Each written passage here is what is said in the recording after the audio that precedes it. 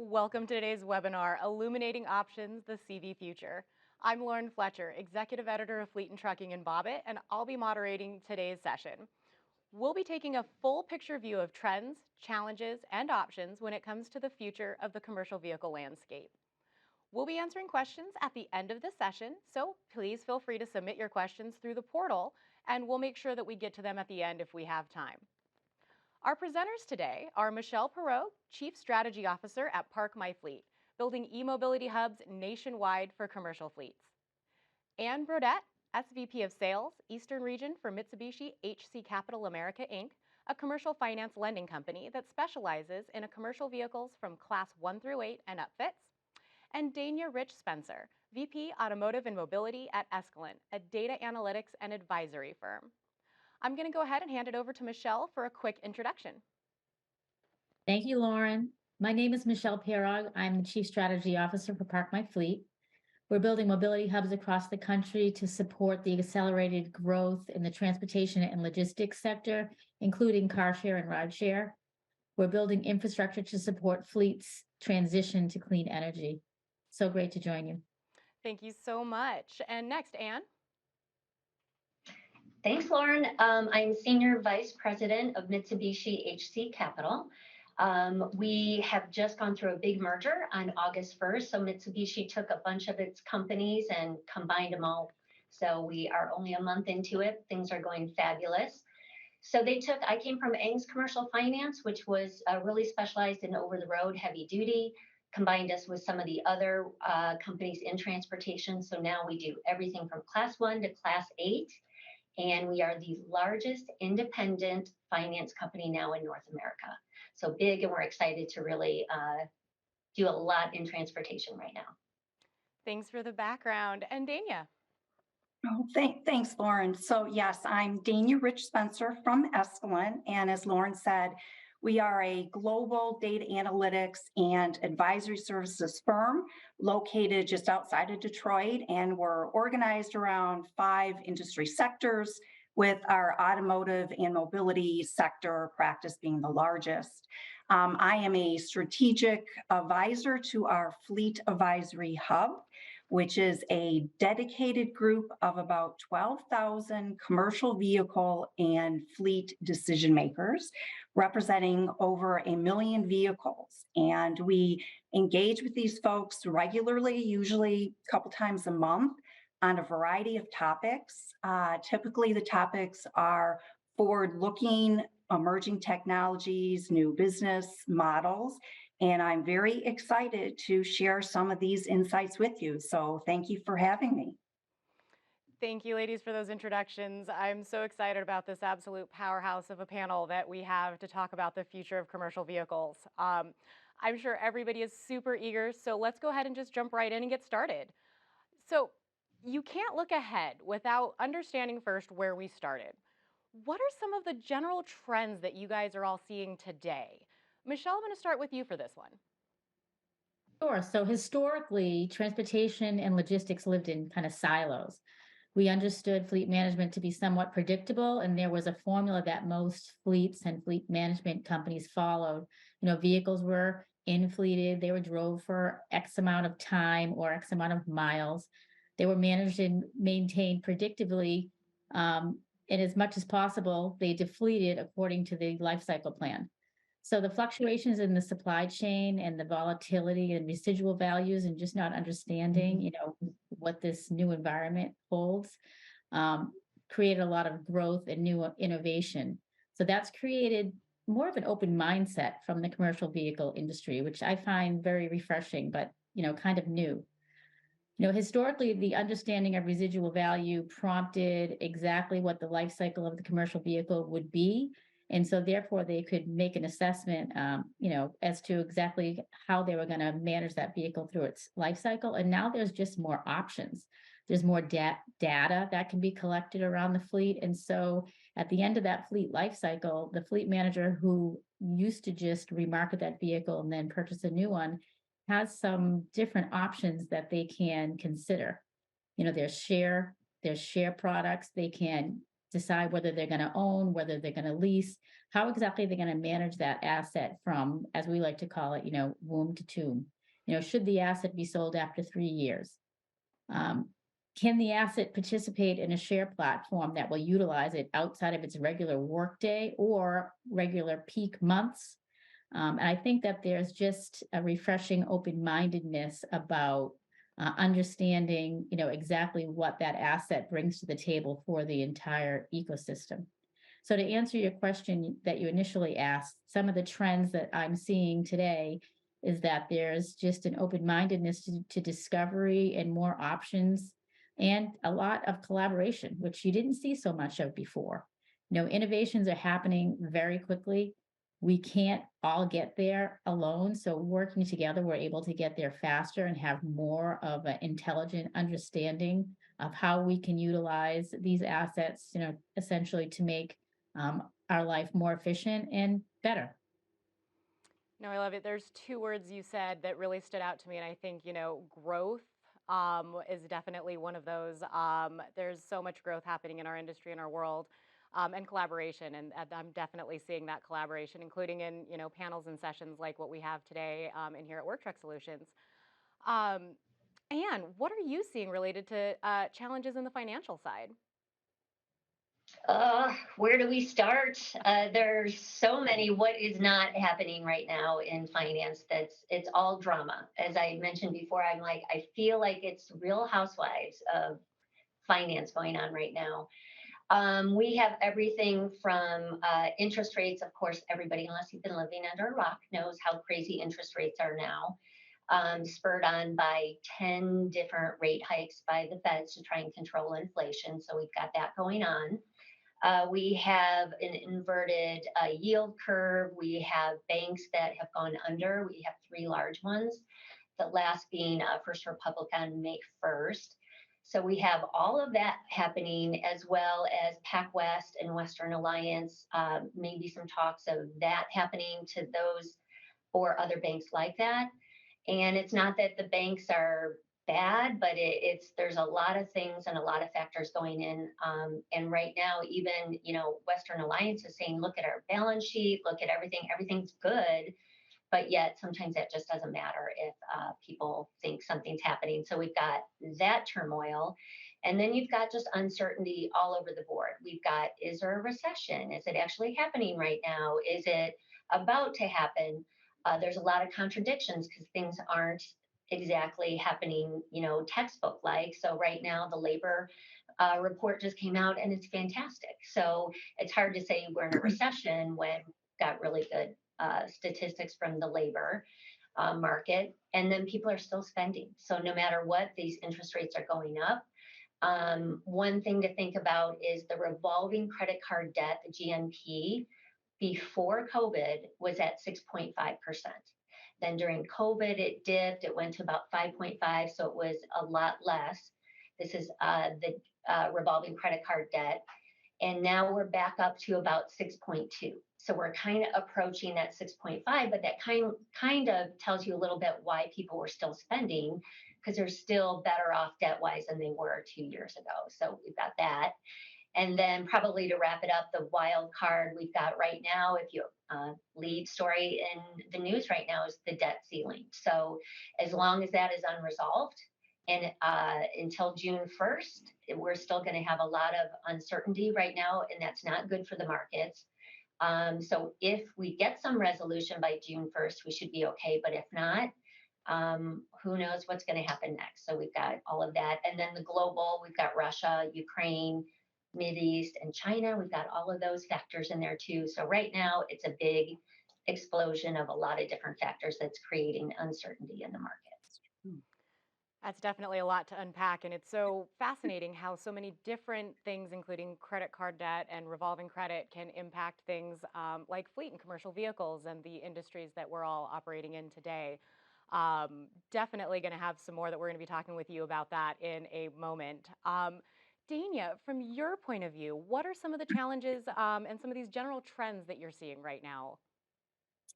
Yeah, so as I mentioned, we are engaging with these fleet advisory hub members a couple of times a month on a variety of topics. And I can really echo both what Michele said and what Ann said.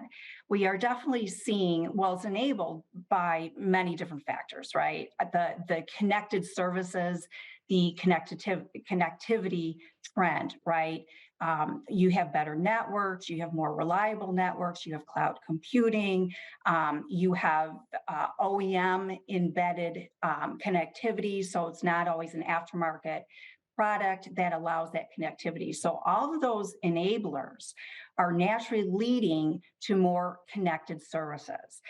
We actually asked our members, how do they see that connected services will be more important to them in the future, in 5 years? And 40% of our sample for that survey said, yeah, connected services will definitely be more important to my business in 5 years.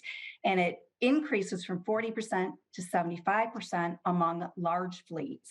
So you have a need for connectivity, whether that's more companies opting to invest in telematics or real-time navigation and traffic and all of those connected services, not only for vehicle connectivity, but also connectivity to run front and back end office functions, right? So definitely seeing a trend towards the value of connected services, which naturally leads to data and an explosion of data. Michele touched upon that, data analytics. And that's almost a double-edged sword, right? You have data that allows you to be more confident in your decision-making. It allows you to be predictive, right? We're kind of past the days of always looking behind us, and we want to look forward and we want to predict, and we want technology not only to identify the problem, but to solve the problem for us. And so data allows us to do that, but it's almost a double-edged sword, as I said, because businesses aren't always well equipped to manage the data, figure out the data. What does the data mean to me? We see, some companies have to hire somebody that's dedicated for that. And then Ann talked about the uncertainty. Well, we survey our members every year, a survey called the Fleet Technology Index on a variety of forward-looking technologies, autonomous vehicles, electrification, AI, all of those kind of emerging technologies. And we look at the readiness or the openness to these emerging technologies, not just for technology's sake, but also within the business environment. And over the past, I call them the COVID years, there's definitely fluctuation, but there's uncertainty that is going to impact the adoption of electrification, right? We hear so much about EVs. My colleague Andrew with Catherine this morning with the opening remarks, it's all about EV and, the hyper focus from the media. But to Ann's point, there's uncertainty, and we see this in our surveying. They know, these decision makers know that that's the trend that we're going for a variety of enablers or aspects that are forcing them to do it. But honestly, companies are not convinced of the reliability of these electric vehicles. Putting aside the grid, they're very concerned about the grid. 80% of our members are saying, I'm not convinced the grid is sufficient to support this growth. So there's uncertainty, there's skepticism around EV technology, there's a trend to connected services, but then data analytics provides a double-edged sword. So I've said a lot. Hopefully that is clear as mud to everybody. Can I just add something there, Dania? I love what you said about the data and how much data we're collecting, and not everyone really understands the data. And I think about that as like discerning the data. Who's doing that? Right. And then what are we doing with it and why? And those are the questions that we really have to all ask ourselves. So I'm happy that, that you're working with those customers that have all the information and the data, and there's somebody that's trying to discern it. Well, there is a lot of data. We've done some work around vehicle telematics data and understanding, just the massive amount of data that a vehicle generates and how do you operationalize the data. And what we're seeing when we talk to decision makers about connected services, what does that mean to companies and decision makers? They gravitate towards connected vehicle, right? Which is understandable. Telematics is becoming much more prolific, but there's so much more to connected services, right? It can also connect your business aspect. You can tie the vehicle telematics to driver behavior. You can flag those things.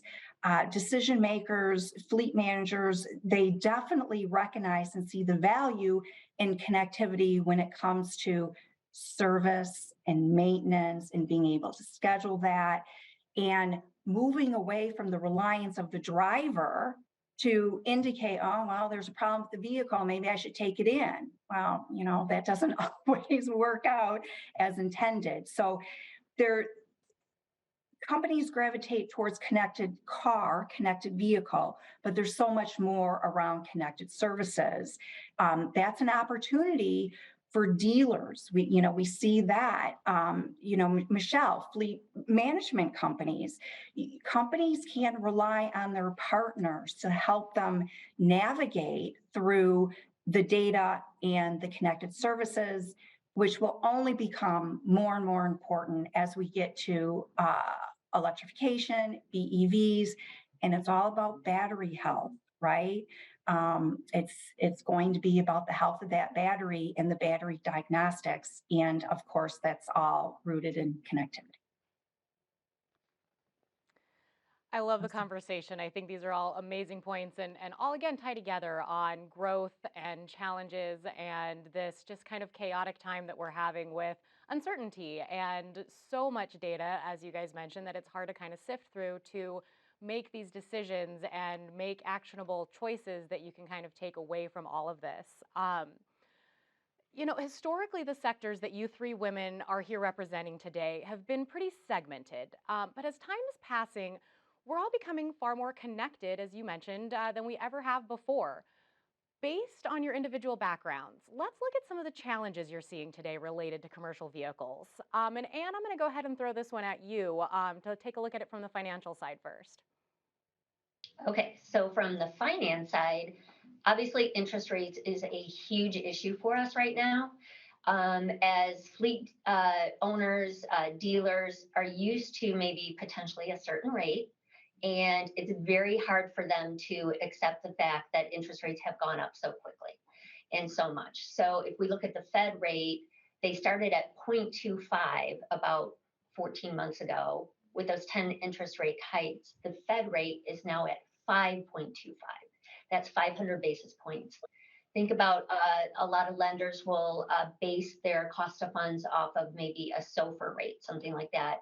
Again, just over in the past 6 months or so, it's up 100 basis points. So if someone's used to getting a loan in this industry at, let's say, 7%, something like that, and they get quoted a 10% rate, they think everybody's crazy, this can't be happening, but it really is. So it's our biggest challenge right now is people need to understand, we're not making more money. Actually, all of our margins are compressed. It's what's happening with the cost of funds that we have to buy our money at to give those loans. Second thing that's happening really big in the industry right now is defaults. And this does not help interest rates at all. It does not help anything. I know I just read in ACT this morning, their report came out that the DOT said that they reported 11,000 fleets have exited the industry in the past 7 months. So what does that mean? A lot are going bankrupt, a lot are defaulting. And what's happening is once we see those defaults rise and we have to repo that equipment, that's hurting the whole industry as a whole. And interest rates have to go up because they have to get that money from somewhere. So we see that everybody's margins are compressed. So including all of our customers, we have lower freight volumes, there's lower freight rates. higher borrowing costs. It's just a big strain. So that's why we're seeing so many, even really good customers. One of my super A customers, defaulted on 10 trucks. And that was recently, and it was just completely unexpected. So we're seeing a lot of that right now. And then what that means for the industry and for those fleet owners right now, there's a lot less money in the marketplace to give loans.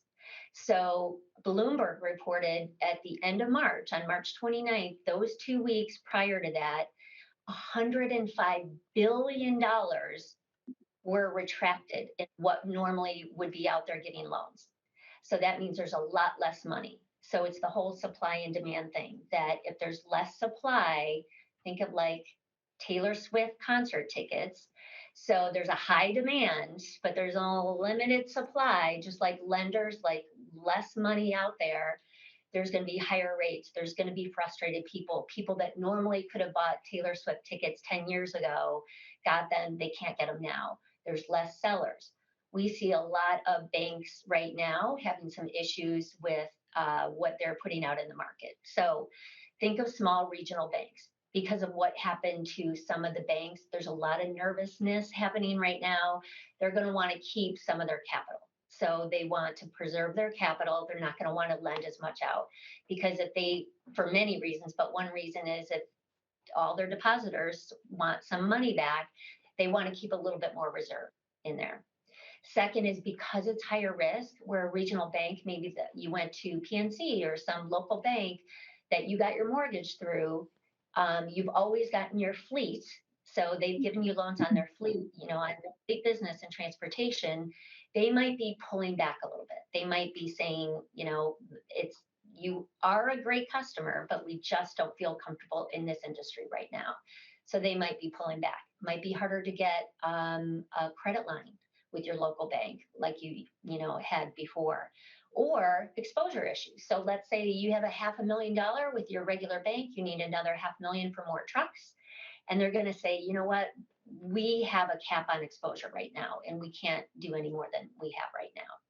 So you might need to start to look at some other lenders right now. But there's just, the longer this goes on, just especially with all of the, everybody just, all the instability, and then as far as all the defaults going on right now, it's going to be harder to get money and get loans.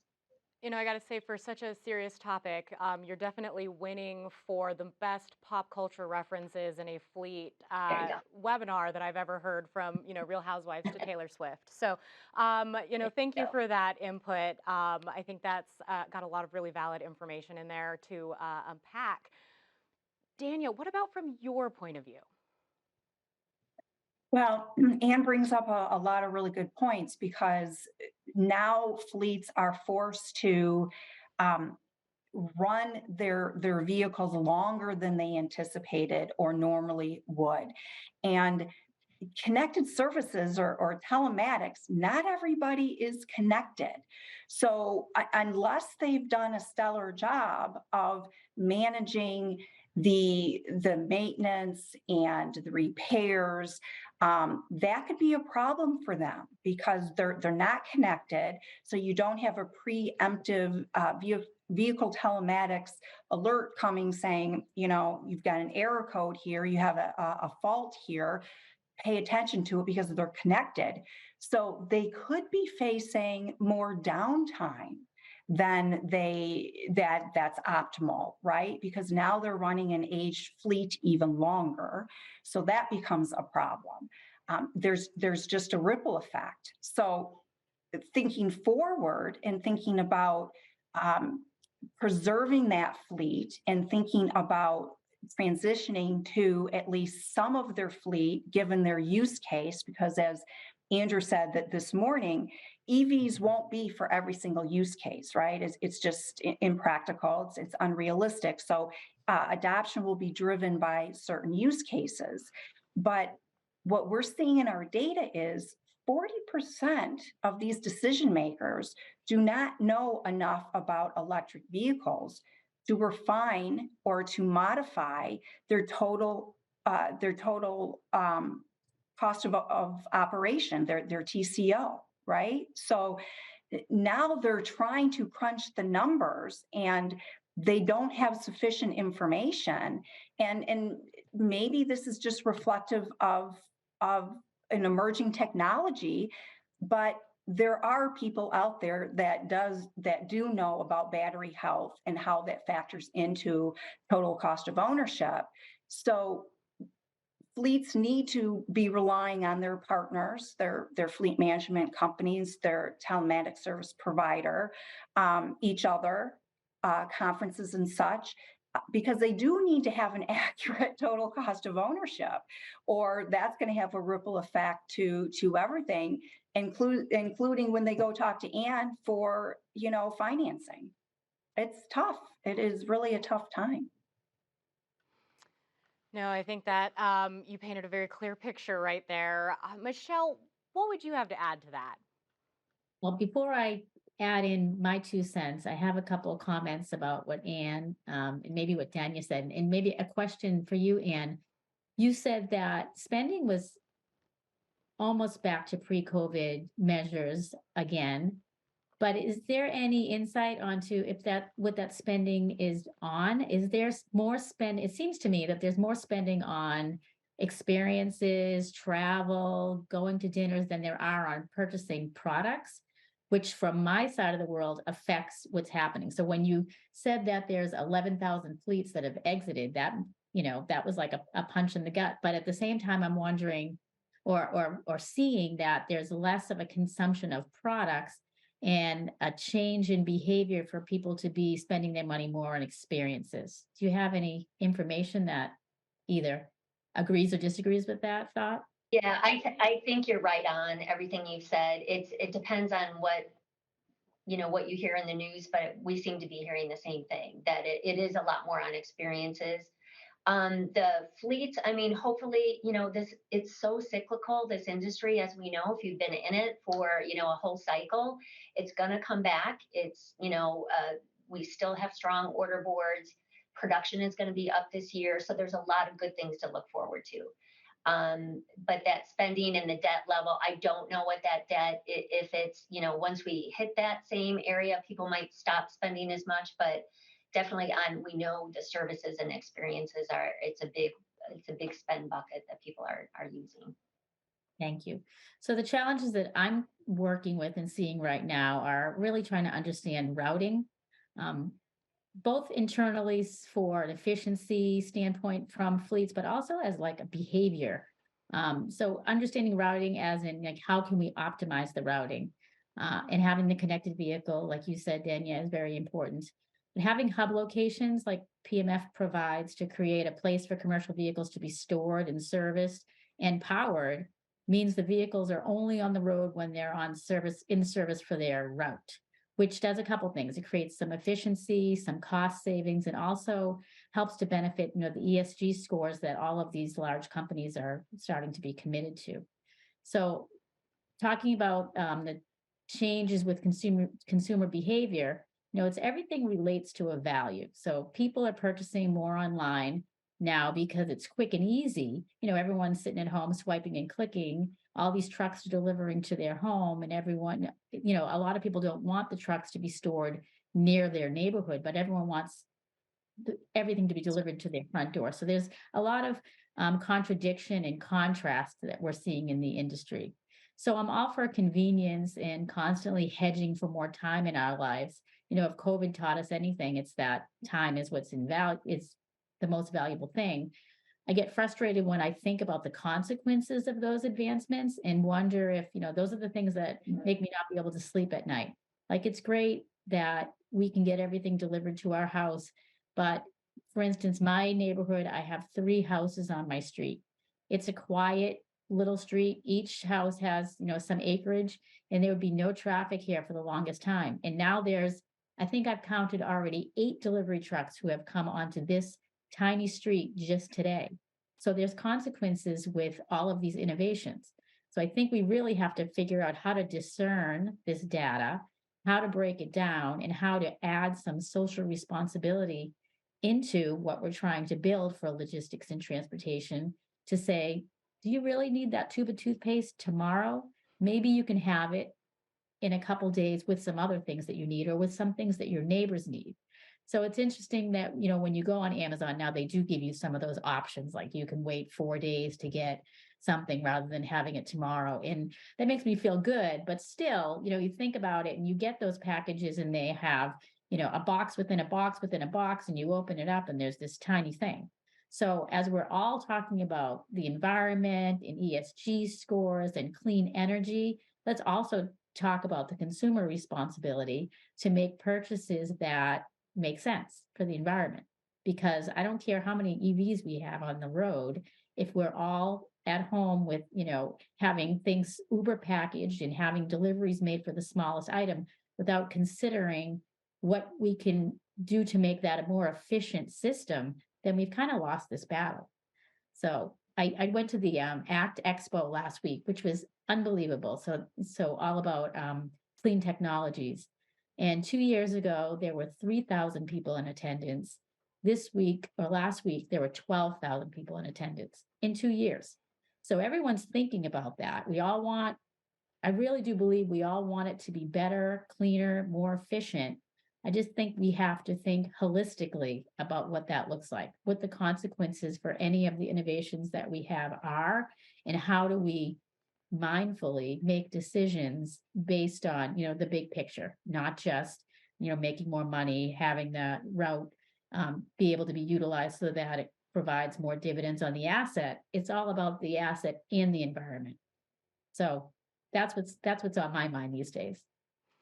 No, I think. So, Oh, go for it. Lauren, I was just going to piggyback onto something that Michele said. It was something that we found through surveying our fleet advisory hub members around how much their personal experience with technology influences their decision for the business. And Michele, when you're talking about, I feel like I'm almost on a first name basis with my UPS guy, right? So it's UPS, it's FedEx, and it's just my regular mailman. So I can totally understand what you're saying about consumers wanting their stuff instantaneously, almost, right? It's the Amazon effect.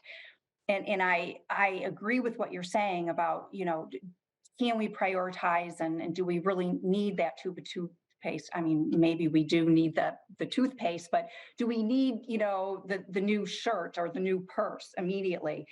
But the challenge is that what we are experiencing in our personal consumer-driven life, we're seeing that has a tremendous overlay or tremendous influence when it comes to making decisions for the business. And we're also seeing, and this is not entirely surprising, we're seeing that millennials, who will be the future decision makers, right? The future fleet operators, fleet managers, and director of operations. These millennials, they're certainly more familiar with this emerging technology, but the older cohort is not opposed to the emerging technologies, right? They may not be as familiar, but they're not opposed. So you have a younger group coming in that is rooted in technology, that has very high expectations for that experience, including access and longevity and reliability. And what they are experiencing after 5 o'clock in their personal lives is going to influence their decision at 8 a.m. when they're back in the office. And that's a real challenge. I think that's an amazing segment over into what we were going to kind of focus the session on, which was the future of commercial vehicles. And again, like I said, you really can't look at the future without getting a solid idea of where we stand today and how we got there. But now that we really have that solid understanding of the many different things that are going into all of the commercial vehicle journey right now, what insights can you all share looking toward the future from your perspectives? Dania, let's start with you on this one. Well, I had mentioned earlier that we recently asked our hub members, what do they see the future of managing business vehicles to look like 10 years from now? It was an open-end question, kind of framed, as now it's time to have a little bit of fun. And there was 1,000 responses, and I read all 1,000 of them multiple times. And it was amazing. They were all over the board. Some people are saying, hey, the future is not going to be much different than what I'm seeing today, based on my business, based on how I'm using the vehicles, probably not that much different. A lot of people recognize that technology is going to improve automation, is going to have this era of artificial intelligence. It's going to be digital and connected for all of those enablers that we've seen, and those enablers are just going to continue to get better. And the improvement in connectivity and connected services, automation, AI, those are viewed as a catalyst for improvement for the business. They are seen as an opportunity to improve efficiency and utilization and productivity. So this new technology-driven business mechanism is overall viewed as very positive. And then you had people that talked about flying cars and drones and of course, autonomous vehicles and robots. Robots are going to run the business. So you just had this huge continuum of not much different to, robots pressing the buttons in the back room. So it was a lot of fun. I think that there's going to definitely continue to be a digital transformation, definitely an improvement in how we operate in terms of efficiency and utilization and productivity and predictive analytics and all of that. It's going to be different, but also the same, right? The objective, the goals, I need to have return on investment. I need to be sensitive to the people aspect, right? As the business becomes more connected, businesses are going to be challenged with cybersecurity, the privacy of their business data, the privacy of employee data, employee privacy, if they allow, and we're seeing that a fair amount of companies allow employees to use their personal devices. So as we continue through this digital transformation and increased connectivity, there's a real issue for the whole cyber security aspect. So we will see that get better. I think we will see that get better. So I think we're all probably really excited about what the future looks like and the challenges, and we'll see, because nothing stays the same. And I like that concept of, similar goals, but perhaps a different path to get to those goals that we're all kind of looking at. Maybe even, saying a different route to get there. But, Michele, what would you have to add looking towards the future now? I think, the innovations are fast and furious, and it takes a while to understand if they're going to work in your specific business model. But I think that what everybody is really looking at is efficiency, how to take either what we have or what you're going to purchase and make sure that is the best value add for your business. So I think, distributed architecture, distributed CapEx, fleet as a service, sharing, all kinds of things, business models, assets, it's going to get more robust. And I think that that's great, because if we have, like, for instance, my vehicle sits in my driveway 95% of the time while I work from home, wouldn't that be advantageous to somebody who needed a vehicle during that time? Or from the commercial vehicle sense, same type of scenario. You have usual routes that last a particular amount of time. Could another business utilize that vehicle and get the most efficient use of that asset? So how do we look at it that way? Now, if we're going to do that, we also have to look at, what Dania was talking about in just the data sharing and the privacy. So I'm also a strategic advisor for privacy for cars, which is very interesting, because not many people understand what their vehicle holds when they pair their phone with their car. So any type of analytics about GPS, calendars, contacts, all that information gets synced into the hard drive of your vehicle when you plug it in and turn on your CarPlay, you know? So if we're going to share vehicles, if we're going to share assets, then we have to have a way to get that information removed so that we are not also sharing people's private information. So just as a sidebar, that's something, every time there's an innovation, there's a responsibility that comes along with it to manage it and to protect the, whoever's using that asset. So efficiency, I think, is going to be what is going to improve. That might be drones making deliveries. That might be vehicles that are EV. As far as the EV conversation goes, all the hype is out there about everything turning EV, and I do believe that we're going to have a large group, especially of fleet vehicles that become EV, because their route's predictable. We can understand, what it is that they need, and we can decide ahead of time which vehicles and which routes EV would be best for. But I think you're right. I'm not sure who said that. It's not going to be one answer. It's not going to be one solution. So right now with the company that I work with, ParkMyFleet, we try to meet the client where they are, which is mostly ICE vehicles and CNG. There are other renewable energies besides, EV. And then I think that there's going to be a case for several of them. And so having a shared infrastructure or distributed architecture where we can have a couple of those solutions in one location, I think will be the most efficient use of the property and the asset. I think that's a really realistic look too at everything that's going on, and something that I'm definitely hearing echoed in many conversations in the industry today, especially related to the future of propulsion. Anne, what would you have to add from your point of view, looking now towards the future?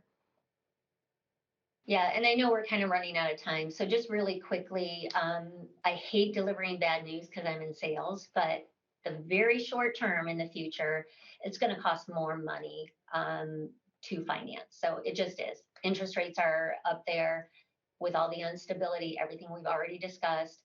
The next 6 months are not going to be that great. We are probably predicting an expectation of a shallow recession, maybe mid-year.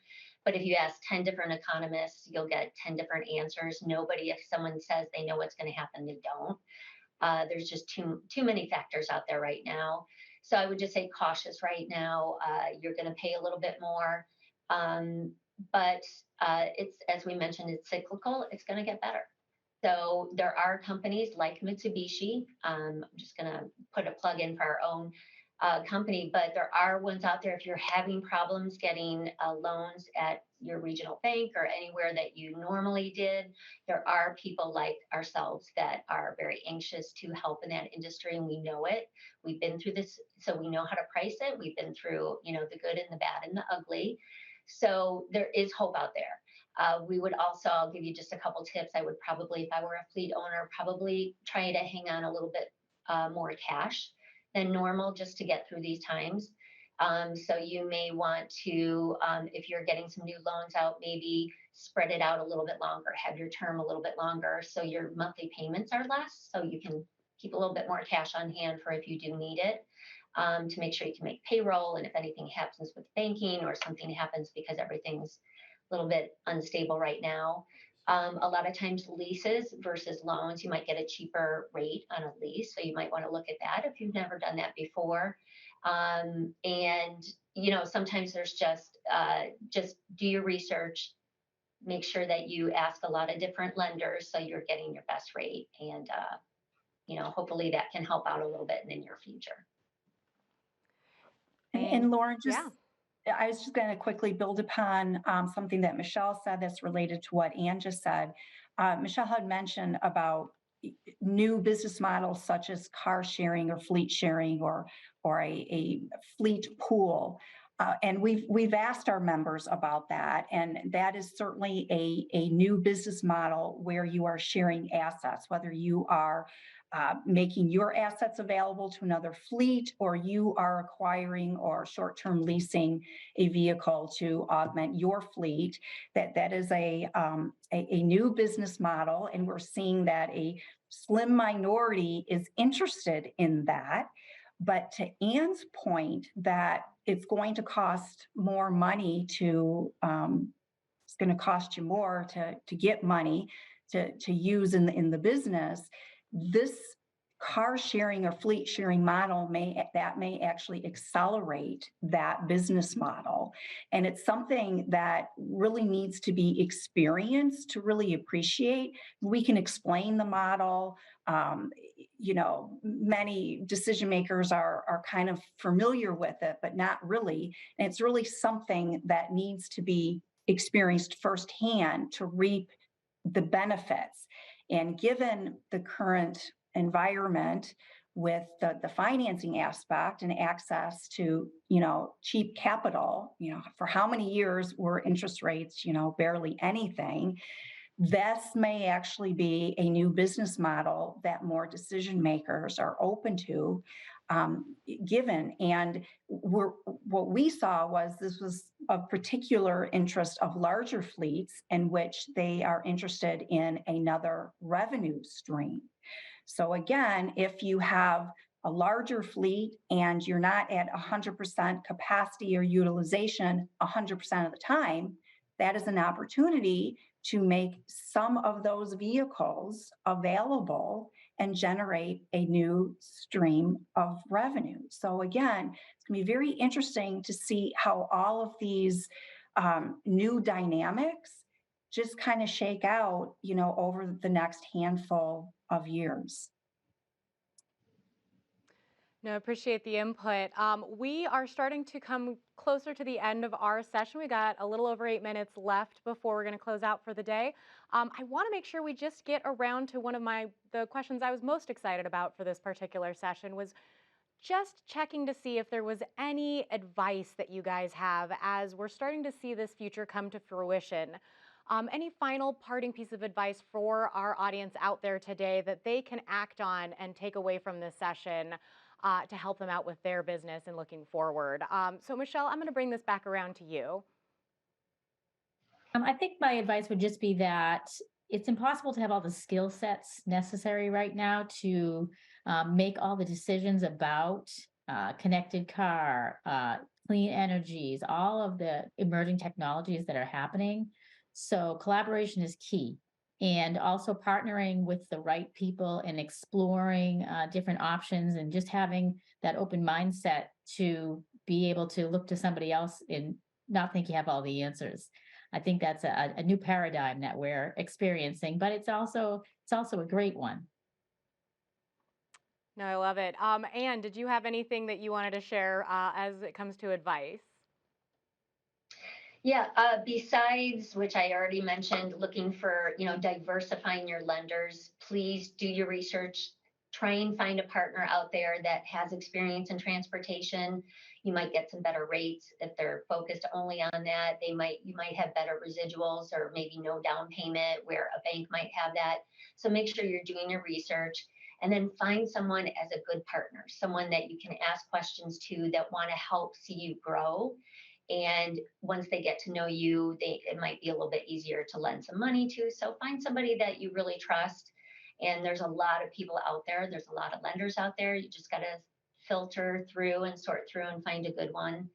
And pay your bills. So you want to, right now, a lot of banks are tightening their credit box. And what that means is it can mean a few different things, but basically with the less money out there right now, they're going to be looking for better things. So if you normally got a credit rating because you had a 750 FICO and you had 10 trucks and you paid on time, you might need an 800 FICO, or you might need a fleet of 25 to get that top tier pricing that you got to in the past.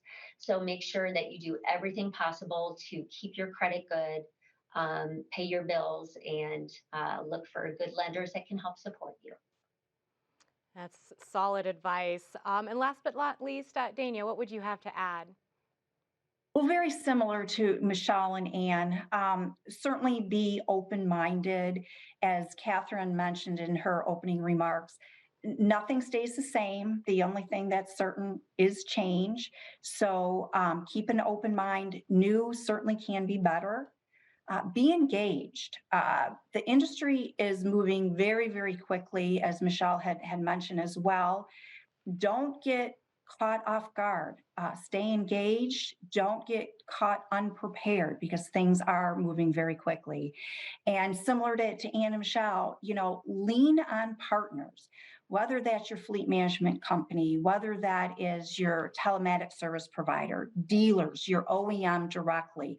Lean on partners. Seize the opportunity to benefit from their broader experience. And good luck. I think that's probably one of the best parting ways to end that session. I mean, I cannot appreciate your time more than I do. To everybody in the audience today, everybody on the panel, we really appreciate all of the time that you put in. We want to thank everybody for attending, and we want to let everybody know that we're going to be taking a quick break, but we want to make sure you don't miss out on your chance to connect with your fellow attendees during the commercial connection. There's going to be a networking icon on the left side of your screen. This starts at 11:55, and we also have a phenomenal afternoon planned with 3 great sessions that are going to be coming up. So we just want to thank you again for your time and want to make sure you stay tuned and stay on for the networking that will come on and the rest of the sessions. And again, thank you all for your time, and thank you Work Truck Solutions for having us.